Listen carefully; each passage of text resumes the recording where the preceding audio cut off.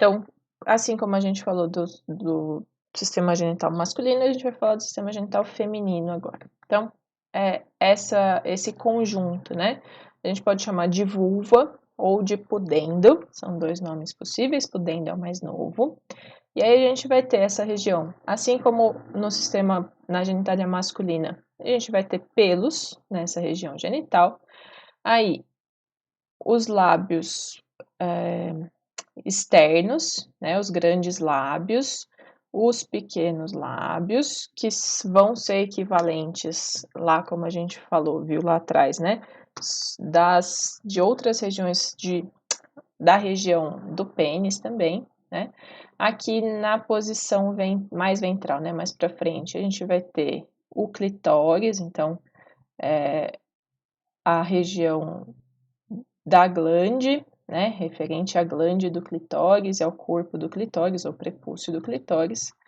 A gente vai ter aqui, ó, a uretra, a abertura da uretra feminina, e abaixo da abertura da uretra, a gente vai ter a abertura da vagina, o ósseo vaginal, a abertura da vagina, tá?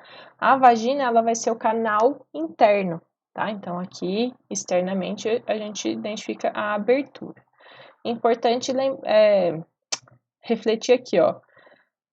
Nas mulheres, a gente vai ter duas aberturas independentes, para o sistema urinário e para o sistema reprodutor. Então, enquanto nos homens a uretra é compartilhada pelo sistema urinário e sistema reprodutor, nas mulheres são aberturas diferentes, tá? Então, o xixi sai por aqui e o bebê sai por aqui, tá?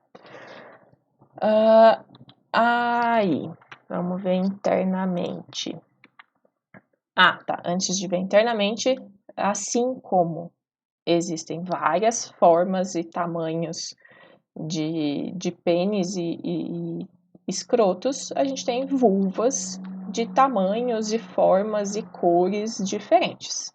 E todas perfeitamente normais, tá? Então, existe esse projeto aqui, né, The Vulva Gallery, pensando nisso mesmo, nesse reconhecimento de diversidades e não de padronização, né? Como uma pressão estética desnecessária e absurda em relação à forma, tamanho e cor da região genital, né? Aí, como eu comentei aqui atrás, essa abertura aqui, a abertura da vagina, ela é recoberta por uma membrana que é o ímen, tá? Então, o ímen é simplesmente uma membrana que recobre a abertura vaginal. O ímen, ele tem que ser normalmente perfurado. E aí existem perfurações de tamanhos e formas diferentes, como vocês podem ver por aqui, tá? Por que ele tem que ser perfurado? Porque é por onde vai sair a menstruação, né? Então, mesmo as mulheres que não tiveram relação sexual, elas têm um ímen perfurado, porque a menstruação tem que sair. Quando não sai, existe a possibilidade do ímen não ser perfurado. E aí tem que fazer a intervenção cirúrgica, tem que romper, tá? Porque ele precisa ser um espaço, esse canal precisa ser aberto para liberar as secreções vaginais e também a menstruação. O ímen tem função? Nenhuma, tá? Ele é simplesmente um artefato, um resto do desenvolvimento da genitália, o desenvolvimento do canal vaginal, tá? Não tem função nenhuma. Ele não tem inervação também, tá? Ele não recebe nervos aqui. Então, normalmente, o ímen não causa dor, né? Ruptura do ímen pode acontecer por muitos motivos.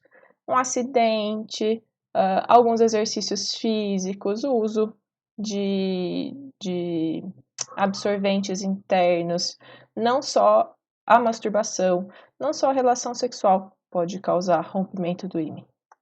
Podem existir ímens, né, dependendo da flexibilidade deles, né, que nunca vão ser rompidos, tá? Então, ruptura de ímen não é indício de muita coisa, tá? Não é um lacre de virgindade da mulher, tá? Então, tô deixando esse outro link aqui, ó, um TED Talk, em que essas cientistas falam exatamente isso, né? Dessa fraude que é considerar o ímen como lacre de virgindade para as mulheres, tá? E aí chega ao absurdo de existirem cirurgias plásticas de reconstrução de ímen, né? Então, pensando culturalmente, o quanto uma membrana que não tem função alguma pode afetar e até causar riscos de vida para as mulheres, tá? Então, convido vocês a assistirem a esse TED Talk. Então, pensando internamente agora, né, no corpo da mulher. Então, aquela abertura, né, que é recoberta ou não, a mulher pode nascer sem o ímen, ela vai ser,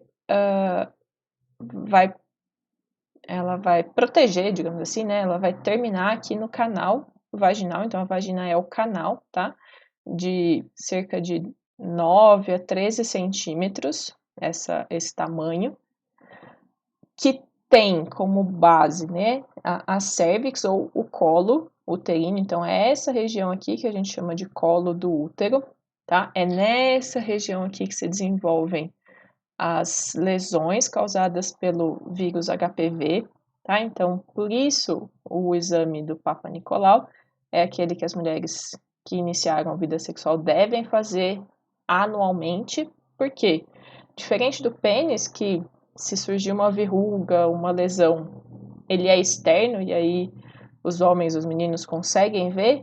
No caso das meninas, das mulheres, não, né? Só o médico é que consegue analisar e verificar a saúde dessa região aqui, tá? E é por isso que é tão importante fazer os exames preventivos regularmente, porque essa região aqui ninguém vê, tá? O colo do útero aqui, que pode dar origem ao câncer do colo do útero, né? Beleza. Então, a vagina, ela tem na base dela aqui o colo, o cérvix, e aí o útero, né? O útero é um órgão muscular, então esse pontilhado aqui que vocês estão vendo é músculo, tá? Então, esse músculo é o miométrio, e o interior dele, então esse útero tá cortado aqui no desenho, né? É o endométrio, revestimento interno do útero, o endométrio, e o músculo que compõe o útero é o miométrio. O útero tem tamanho, quando ele não está contendo um bebezinho, tamanho de uma pera, tá? Uns 5, 6 centímetros de tamanho, assim. 5, 6? É. E ele tem a capacidade de se expandir, né? Por isso essa musculatura é tão desenvolvida, porque quando esse útero está gestando, né? Quando a mulher tem um bebezinho aqui dentro, ele vai se expandir, vai crescer para abrigar esse bebezinho. Os úteros não, né? O útero vai ter duas expansões, né? Que são dois prolongamentos aqui, que são as tubas uterinas, ou antigamente chamadas de trompas de Falópio, ou também chamadas de ovidutos, né? Que são essas tubas que vão chegar próximo, elas vão terminar aqui próximo aos ovários, tá? Então, um ovário de cada lado, onde vão ser produzidos os gametas femininos e os hormônios. Então, as gônadas femininas são os ovários, que estão ligados pela tuba uterina ao útero, tá? Então, esse gameta vai ser liberado aqui do ovário, vai percorrer a tuba uterina e, se houver fecundação, vai implantar aqui no interior do útero e vai se desenvolver o embrião, vai se desenvolver o feto, tá? Se não tiver a fecundação, esse gameta vai embora, né? Ele vai ser degradado e vai junto com uma parte da parede do útero, uma parte do endométrio, ser liberado aqui pela vagina, e isso é a menstruação, tá? Em relação ao endométrio, né? Então, a gente falou da camada muscular, que é o miométrio, e o endométrio é a camada interna, o revestimento interno do útero. Ele vai sofrer variações ao longo do ciclo menstrual, tá? Então, mensalmente, uma parte desse endométrio vai se desenvolver e vai crescer, né, vai se expandir. E aí, se tiver fecundação, é nesse endométrio desenvolvido que o embrião vai se fixar e vai ser formada a placenta. Se não tiver fecundação, esse endométrio vai ser descamado, ele vai ser eliminado e compor aí, né? E aí isso é a menstruação, tá? Então, o endométrio ele vai ter duas camadas que a gente chama, camada basal e camada funcional. A camada basal é onde vão ficar as células, né, que vão se multiplicar e dar origem a essa camada funcional aqui. Então, a gente vai ter muitos vasos sanguíneos, muitos. Então, por isso é sangue, né? Porque a gente tem que pensar o seguinte, né? Se tiver uma implantação de um embrião aqui, esse embrião precisa ser nutrido, né? Então, muito sangue para nutrir um possível embrião. Então, a gente vai ter artérias e veias, muitas, e a gente vai ter glândulas tubulares, que vão produzir substâncias, proteínas, secretar outras substâncias que vão auxiliar na formação aí dos anexos, né, lá da placenta e auxiliar na nutrição do embrião. Caso não seja implantado embrião, essa camada funcional vai descamar, vai ser eliminada, e aí, num próximo ciclo menstrual, ela vai se desenvolver de novo a partir da camada basal, certo? Aqui eu tô deixando alguns textos, né, só para vocês terem de referência em relação ao papel de cada parte, né, dos ovários, dos ovidutos e do útero. E aí, o ciclo menstrual a gente vai falar especificamente na aula síncrona.